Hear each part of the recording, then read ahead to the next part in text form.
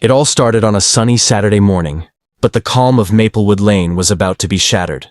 The kind of day where children laugh on their bicycles and neighbors chat over fences, except for one woman, who seemed determined to turn a simple suburban street into her personal battlefield. Karen Miller, or as the neighborhood had begun quietly calling her, HOA Karen, was on the warpath, and this time her target was a little boy named Liam, a 7-year-old with cerebral palsy who lived at the end of the cul-de-sac. Karen had a reputation.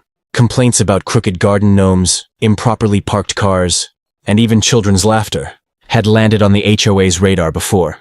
But this was different. Liam was a sweet, gentle child whose world revolved around his mother's careful guidance, his therapy sessions, and his small, red tricycle that he adored riding every afternoon. But Karen saw his frequent use of the sidewalk and driveway as a disruption, another excuse to assert her rigid sense of control. That morning, Liam's mother, Julia, had just finished helping him set up his adaptive tricycle when Karen stormed out of her house, clipboard in hand and anger radiating like a storm cloud. "Your child should not be playing here," she barked, her voice echoing down the street. "He's disturbing the neighborhood's peace." Julia's stomach sank. She had witnessed Karen's temper before, but this felt different. Malicious, targeted, and almost chilling in its intensity. Julia crouched beside Liam, shielding him gently with her arm.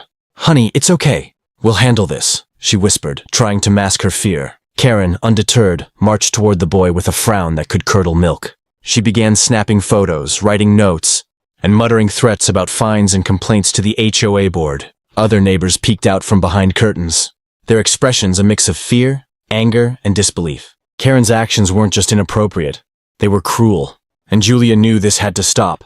She couldn't imagine what might happen next. But one thing was clear. Karen wasn't going to back down. Something needed to be done to protect Liam, and the whole neighborhood was about to witness the unfolding tension. Little did Karen know, her obsession with control was about to backfire in ways she never expected. This wasn't just another HOA dispute. This was a lesson in justice that she would soon learn the hard way. The tension on Maplewood Lane had reached a boiling point. Word of Karen's behavior spread quickly through the neighborhood, whispers and murmurs filling the air like static before a storm. Parents hurried their children indoors, dogs were called off lawns, and even the usual morning joggers seemed wary of crossing her path. Karen, oblivious to the rising discontent, strutted along the street as if she owned every inch of it. Her clipboard was now filled with violations, and her face was red with righteous fury. Julia, though shaken, wasn't about to let fear dictate her actions. She knew that allowing Karen's intimidation to continue would only embolden her. Pulling Liam close, she decided it was time to gather evidence. Not just for the HOA, but to protect her son from further harassment. She discreetly set up her phone to record the next confrontation. Every step Karen took toward Liam was captured, every angry mutter preserved, and every unreasonable threat documented. Julia's heart pounded, but her determination burned brighter than her fear. Other neighbors began to take notice. Mr. Thompson, the retired teacher from 2 houses down, came outside shaking his head. "This is getting out of hand," he muttered, glancing at Karen. Mrs. Rivera, a soft-spoken mother of twins, quietly whispered to Julia, "We can't let her keep targeting Liam.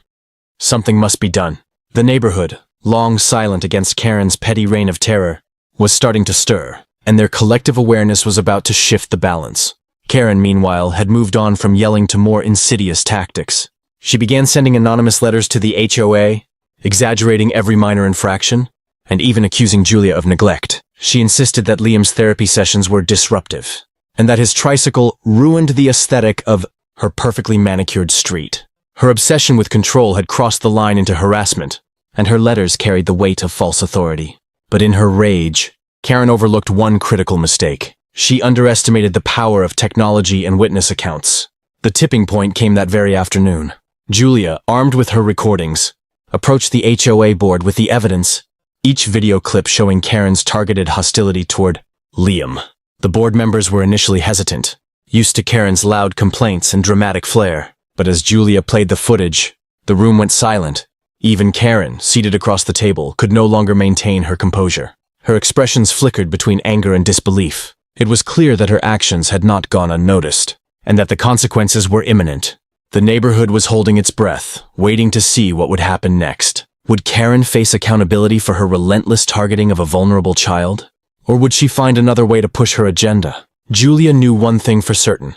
The battle had just begun, and the stakes had never been higher. Karen's confidence began to crumble like a house of cards. The HOA board, usually intimidated by her fierce demeanor, now held undeniable proof of her harassment. Julia's videos showed more than Karen's temper. They revealed a pattern of targeting Liam, a defenseless child, over trivial neighborhood rules.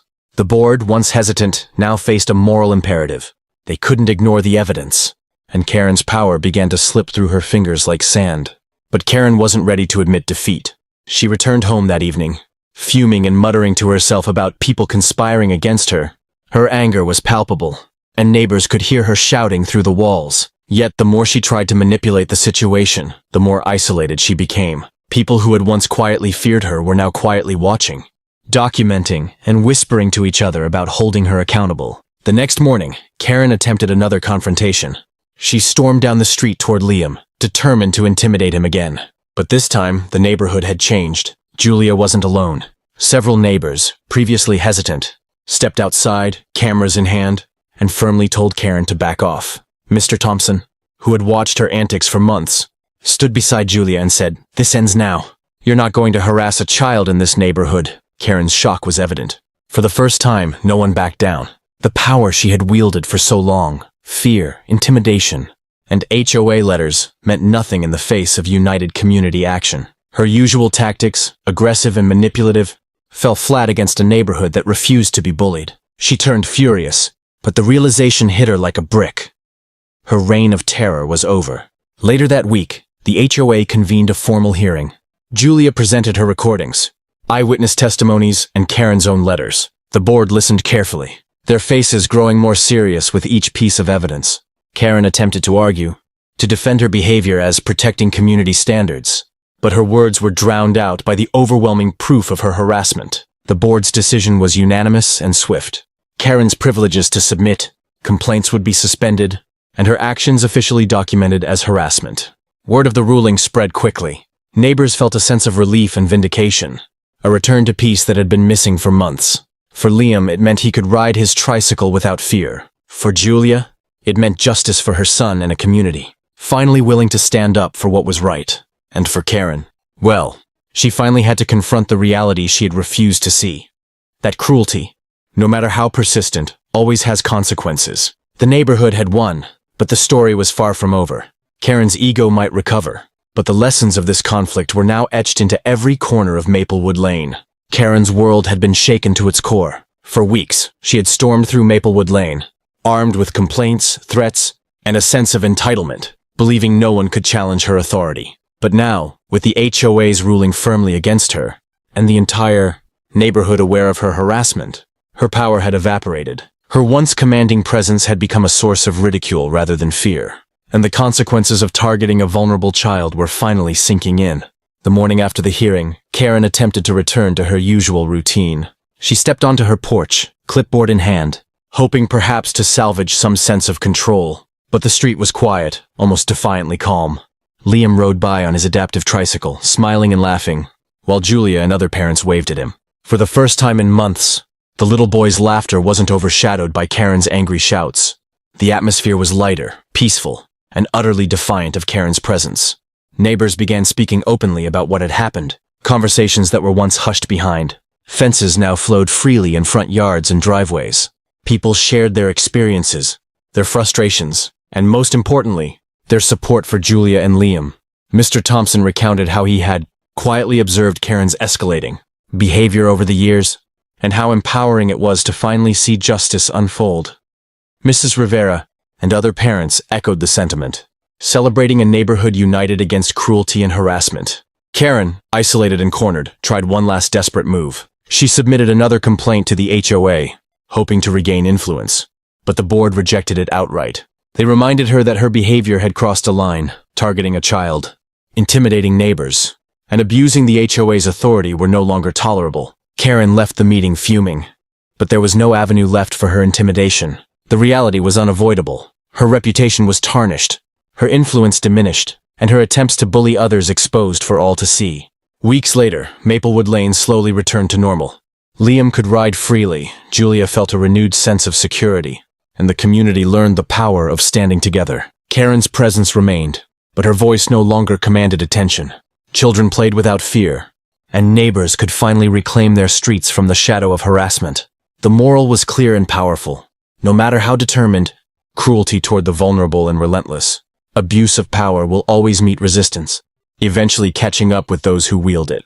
Karen's obsession with control had become her undoing, and Maplewood Lane had emerged stronger, safer, and more united than ever before. The neighborhood had not only defended a child, it had defended decency, compassion, and justice. If you enjoyed this story and want to see more unbelievable HOA Karen moments, don't forget to hit that subscribe button and turn on the notification bell so you never miss a video. Drop a comment below telling us what you would do if you faced a Karen like this.